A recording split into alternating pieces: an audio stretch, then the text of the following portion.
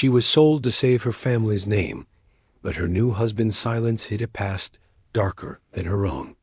When love finally breached his walls, it set fire to every lie that kept them safe. She first saw the full measure of her new life in the hard line of her husband's jaw.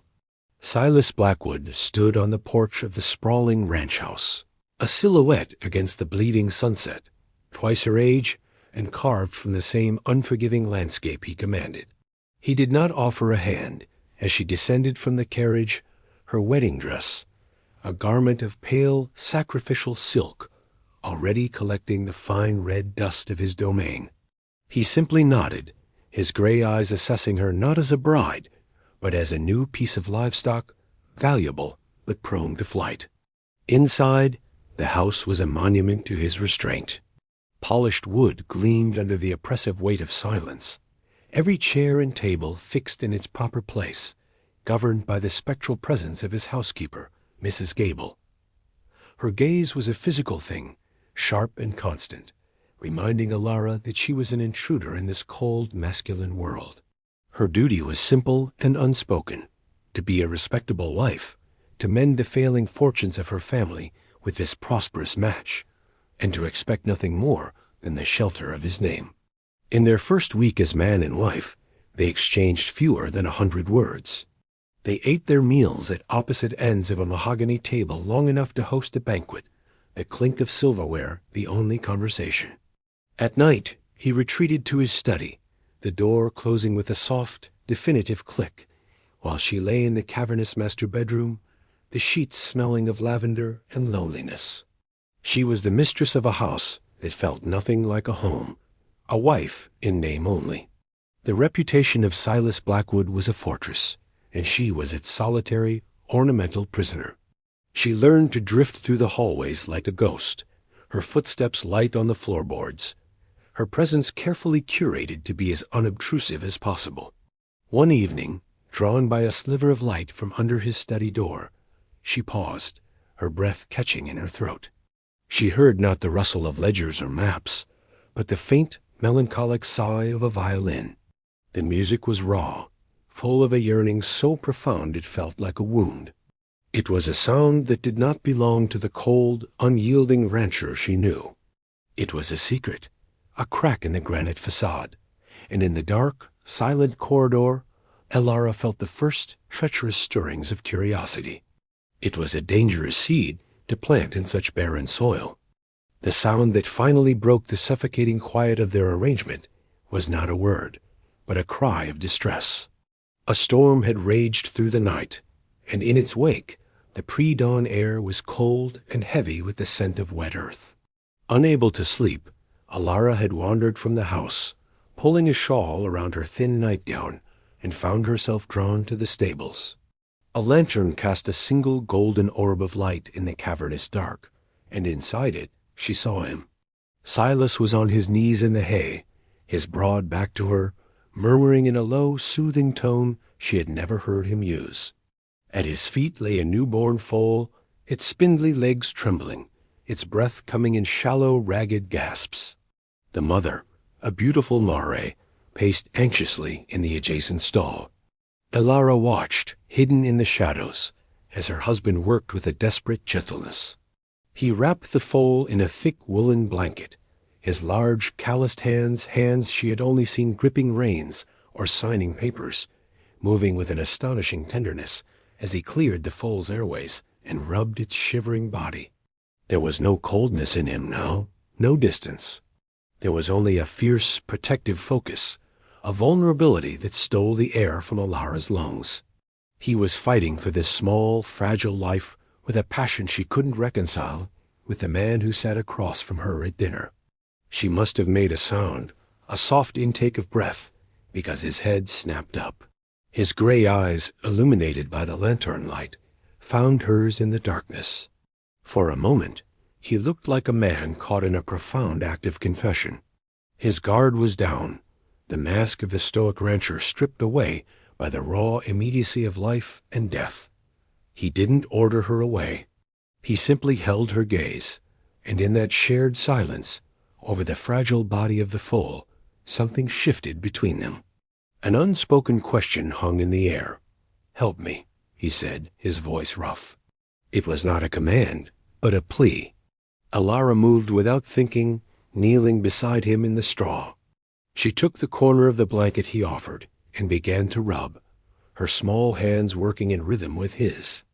Their shoulders brushed, a spark of warmth in the cold morning air, and in that accidental, deliberate touch, a silent and dangerous treaty was signed. They were no longer just a man and a woman bound by a contract. They were two people sharing a secret vigil in the dark. The fall survived. They named her Ghost, for the way she had nearly slipped away in the gray light of dawn. The incident became a silent, charged secret between them, a shared memory that existed outside the rigid formality of their daily lives. The fragile truce, born in the stables, began to grow in the shadows of the house. It thrived on stolen glances across the dinner table, moments so fleeting that Mrs. Gable's watchful eyes could not pin them down. It was a language of near misses and unspoken acknowledgments. He would leave the study door ajar some nights, and the sad, sweet sound of his violin would drift up the stairs, a private concert for an audience of one. Elara, in turn, began to leave her own small marks on his world. She found a patch of stubborn, wild bluebells growing near the creek and picked a single stem, leaving it in a small glass of water on the corner of his immense, intimidating desk. He never mentioned it, but the flower remained there until it wilted, and when it was gone, she found a slim volume of Rossetti's poetry on her pillow, its pages crisp and new. The book felt like a confession, its verses full of yearning and shadowed love. She read it by candlelight, the words feeling like they were whispered directly to her from across the silent hall. Their tentative connection was a dangerous, exhilarating game played under the constant threat of exposure. Mrs. Gable saw everything. She noticed the way Elara's gaze now lingered on the master of the house, a slight, nervous flush that would rise on the girl's cheeks when he entered a room. The housekeeper's lips would thin into a line of disapproval, her presence becoming even more pronounced, a chilling reminder of the rules Elara was beginning to break. One afternoon, Elara was arranging books in the library when Silas entered. He didn't speak, simply moved to the window to look out over the vast expanse of his land. The air grew thick with unspoken things. "The fence by the north pasture needs mending," he said, his voice carefully neutral, his eyes still on the horizon. "The winter will be hard on it." Elara ran her fingers over the leather spine of a book, her heart hammering. She knew he wasn't talking about fences. He was talking about them, about the fragile barrier they maintained. "Perhaps," she whispered to the shelves, "it's stronger than you think." He turned then, his gray eyes locking onto hers. The space between them crackled. It was a declaration, veiled in the mundane, a shared acknowledgement of the risk they were taking. It was a promise of something that might break, but might also hold. A blizzard descended upon the plains without warning, a furious, howling ghost that trapped them within the four walls of the house. The world outside vanished into a churning vortex of white. For 3 days, the ranch was an island in a sea of snow, the silence inside deeper than ever, amplified by the storm's rage. The ranch hands kept to the bunkhouse, and Mrs. Gable, felled by a sudden feverish chill, was confined to her room. For the first time, Elara and Silas were truly alone. The first night, they sat before the great stone fireplace in the main hall, the fire a living, breathing thing in the gloom. The house groaned around them, the wind rattling the window panes like a vengeful spirit. The pretense of formality felt absurd in the face of the storm's raw power.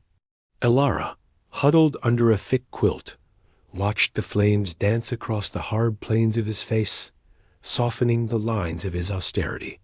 "You never speak of her," she said, the words quiet but sharp in the crackling silence. "Your first wife." A log shifted in the fire, sending a shower of sparks up the chimney. He didn't look at her, but she saw a muscle twitch in his jaw. "There is nothing to say?" Her name was Mary, She was frail. The land was too much for her. His voice was flat, a carefully recited epitaph. But Elara had heard the violin. She knew there was more than that. And the music? She pressed gently. Was it for her? He finally turned his head, his gaze so intense it felt like a physical touch. The music is for the things we lose, he said, his voice low and rough. And for the things we are afraid to find. It was a confession wrapped in a riddle. They spoke for hours, their words weaving around the truth, hinting at the shapes of their loneliness. She told him of her father's gambling debts, of the life of art and books she had dreamed of before it was all traded away for this respectable cage. He spoke of the past as a relentless debt, a ghost that rides on your shoulder, whispering what you owe. Under the shared quilt, his knee brushed against hers. Neither of them moved. The contact was a small, searing point of heat in the cold room, a silent acknowledgement that went deeper than words. He was no longer just her husband, the cold rancher.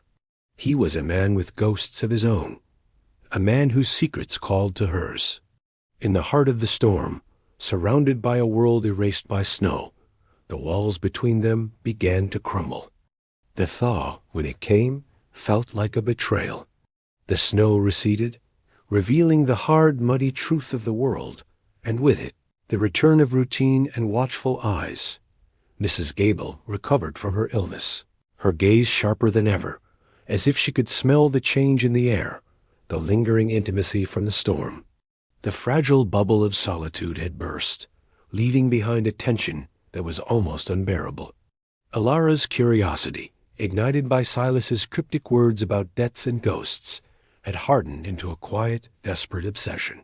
He was a man living behind a fortress, and she now knew there was a prisoner inside. She began to search. It felt like a violation, a betrayal of the tentative trust they had built, but the need to understand him was a hunger she couldn't ignore. While he was out on the range, she would slip into his study, her heart pounding with a mixture of fear and exhilaration. The room was his sanctuary, smelling of leather, tobacco, and him. She scanned the titles of his books, searched for letters tucked away in drawers, for anything that might offer a clue. One afternoon, in the bottom drawer of his desk, tucked beneath a stack of old maps, her fingers brushed against a small, locked metal box. It was plain, heavy, and clearly not meant to be found. The sight of it made her blood run cold. This was it. This was where he kept his ghosts. That evening, her nerves were stretched taut. She could barely eat, her every movement furtive. Her search had been fruitless. The box was locked tight, and she had no key. Later, she overheard Mrs. Gable speaking to the foreman in the kitchen, their voices low and urgent. She caught only a few words, spoken in the housekeeper's clipped, anxious tone. "Can't have that trouble returning. Not after all this time. The name Corrigan brings nothing but ruin. Corrigan, not Blackwood." The name struck Elara like a stone. It was an alien sound, a piece of a puzzle she didn't know she was solving. Her mind reeled. Who was Corrigan? Was it the debt Silas had spoken of? A shiver of real fear ran down her spine. The secrets he kept were not just of a broken heart. They felt darker, more dangerous. She now understood that her search was not just a quest for intimacy, but a reckless journey toward a truth that might have been locked away for a reason. Her husband was a stranger, and she was falling in love with a man who didn't exist. The moon was a sliver of bone in the ink-black sky. The air was cold, carrying the scent of pine and damp earth. Elara found Silas in the small, walled garden behind the house, a place she discovered was his true refuge. He stood with his back to her, staring at the barren, skeletal branches of a withered apple tree. The lock on the garden gate, usually rusted shut, was open tonight, an invitation. Her heart hammered against her ribs, a frantic drumbeat of fear and resolve. She would not accuse him.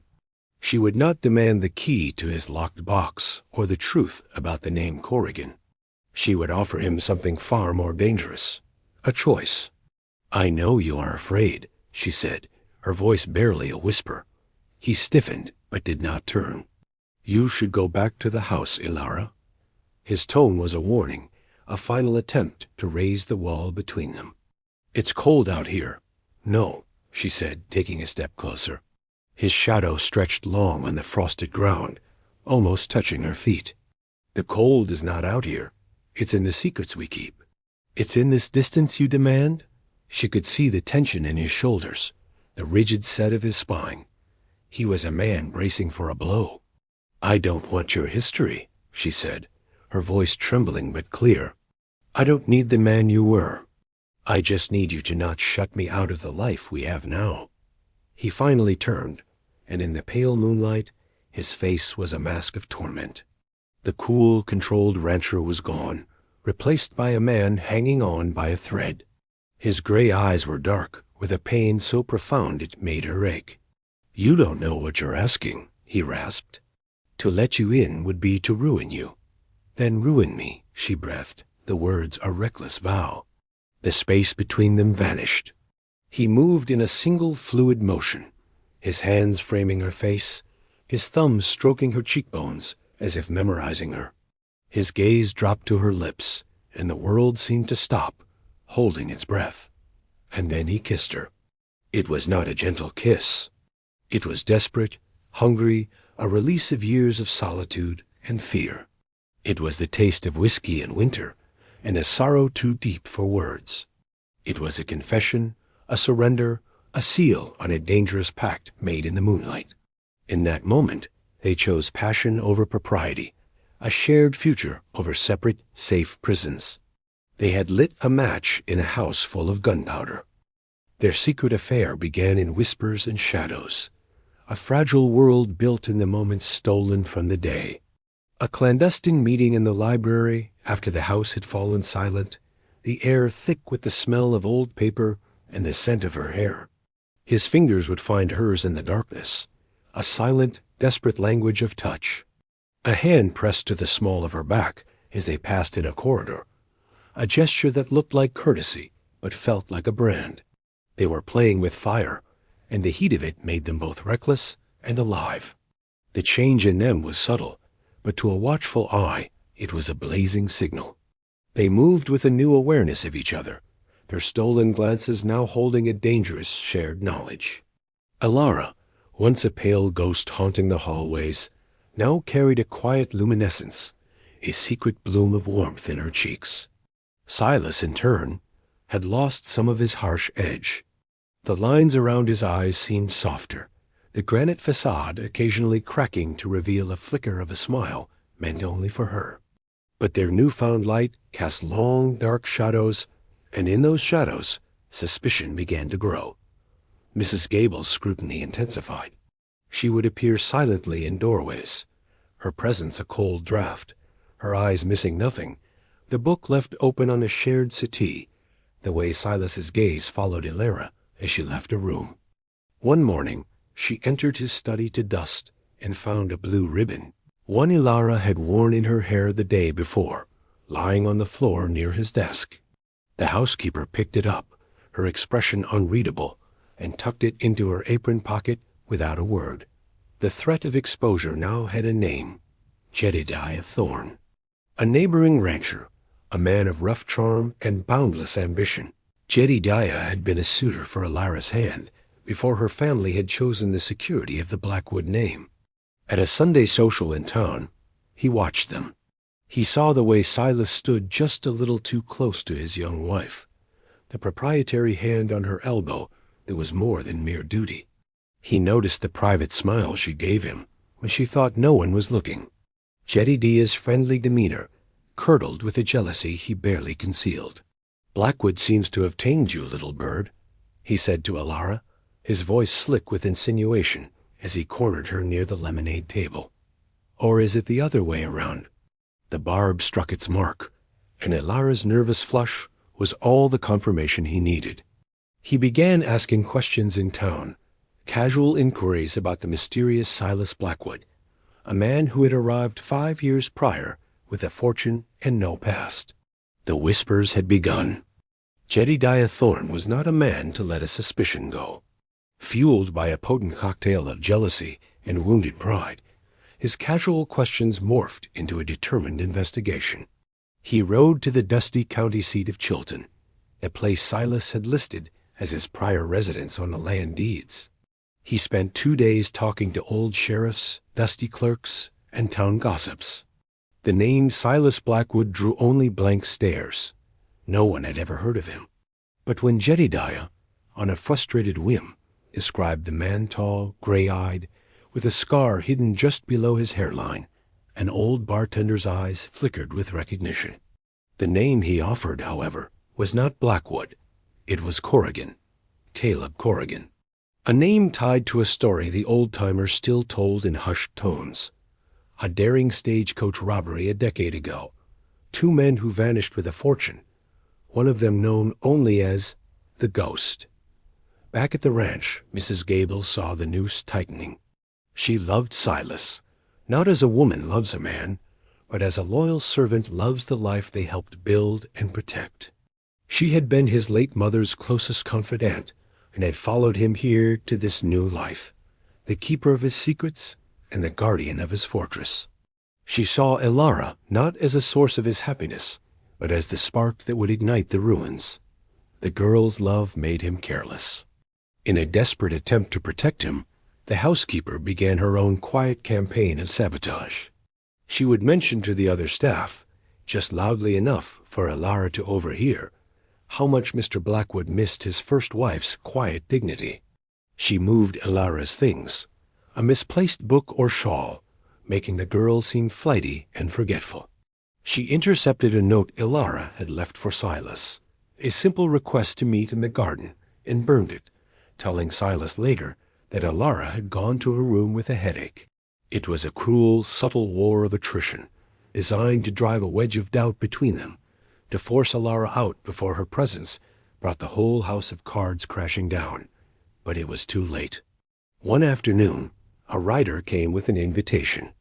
Jedediah Thorne was hosting a harvest dinner for the entire district. It was not a request, but a summons. His note to Silas was chillingly polite, with a postscript that read, "I have some fascinating stories for my trip to Chilton. I'm sure everyone will be eager to hear them." The threat was no longer looming. It was at their door. The air in Jedediah Thorne's grand dining hall was thick with the scent of roasted meat, spiced cider, and impending disaster. Lanterns cast a warm golden glow over the assembled guests, the pillars of their small, rigid society, all of them dressed in their Sunday best. Elara felt their eyes on her as she entered on Silas's arm. She was a porcelain doll in a pale blue dress, her smile a fragile, painted thing. Silas was a monolith beside her, his face an unreadable mask of civility, but she could feel the tension coiled in his arm. A wire pulled taut to the point of snapping. Jedediah played the charming host, his smile sharp as shattered glass. He moved through the crowd, his voice a low, confident murmur, planting seeds of gossip that Elara could feel sprouting into suspicious glances and hushed whispers behind gloved hands. The dinner was an exercise in torture. Course after course was served, each bite tasting of ash in Elara's mouth. Finally, as brandy was being poured, Jedediah stood, tapping his glass for attention. A predatory silence fell over the room. "Friends, neighbors," he began, his gaze sweeping the room before landing, with theatrical weight, on Silas. "We are blessed with prosperity, with good land and strong stock. But we must remember that a community is only as strong as the character of the men who lead it." He let the words hang in the air. "I recently took a trip to Chilton County, a place I'm told our esteemed host, Mr. Blackwood, once called home." He paused, savoring the moment, the cruel, dramatic twist of the knife. It's a funny thing. No one there had ever heard of a Silas Blackwood, but they had heard of a man who matches his description perfectly. A man named Caleb Corrigan. The name dropped into the silence like a stone into a deep, dark well. A collective gasp rippled through the room. "They called him the Ghost," Jedediah continued, his voice dripping with venom. "A man wanted in connection with the Black Creek stagecoach robbery. A man who disappeared with a fortune. A fortune, I'd wager. That was just enough to buy the finest ranch in this valley." Every eye in the room swiveled to Silas. He stood motionless, his face pale, his carefully constructed world shattering around him. He was exposed, his past laid bare for the judgment of the very people whose respect he had spent years earning. The fortress had been breached. The scandal broke over the room like a wave of black water, drowning the polite chatter in a torrent of shocked gasps and furious whispers. Men who had shared brandy with Silas, moments before now, looked at him with a mixture of fear and contempt. Their wives pulled back, clutching their pearls, their eyes darting from the accused man to his child bride, their expressions hardening with pity and morbid fascination. Jedediah Thorne stood like a triumphant inquisitor, his face flushed with victory. He had not just exposed a rival, he had destroyed him.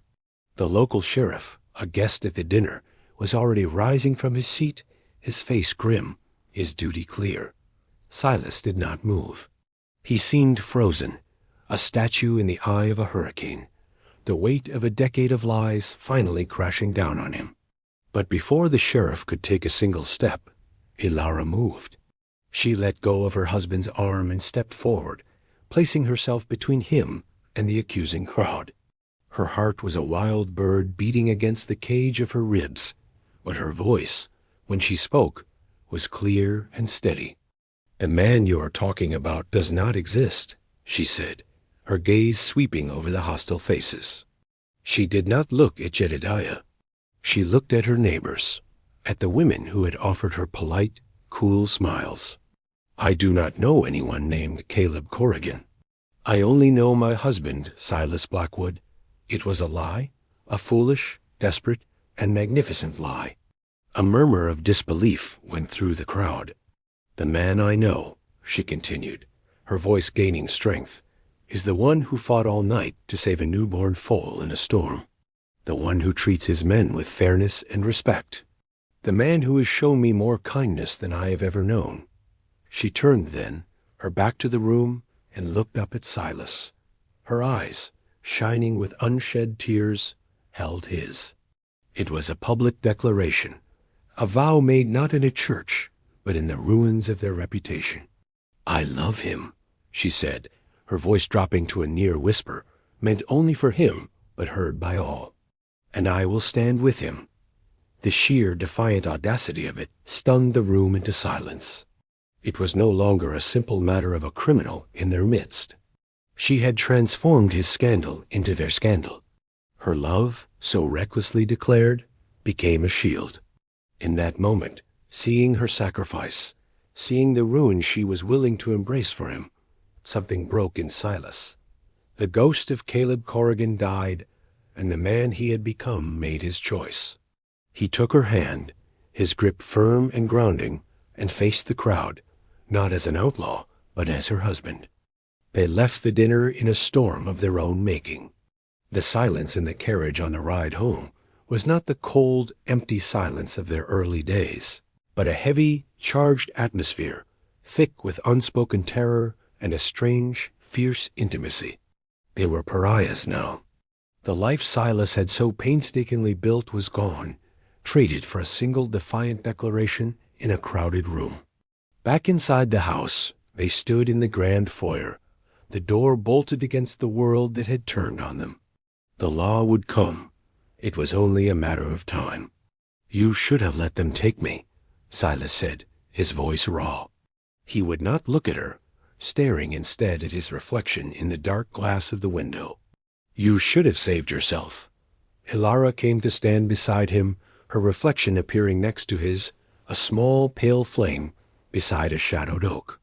"There is no saving myself without you," she said softly, and so he told her everything. The words he had kept locked away for a decade finally spilled out in the quiet, firelit room. His name was Caleb Corrigan. His younger sister, Mary, The name he had given his fictional first wife had been dying, and their family had nothing. He and a friend, desperate, had robbed the stagecoach carrying a mining company's payroll. It was supposed to be simple. No one was to be hurt. But it had gone wrong. A guard had been shot, though not killed. His friend was caught. Caleb had escaped with the money, a ghost haunted by a crime he'd committed out of love and desperation. He used the money to save his sister, but it was too late. After she was gone, he drifted west, took a new name, and poured every remaining cent and every ounce of his being into building this ranch, this fortress of respectability, as a penance.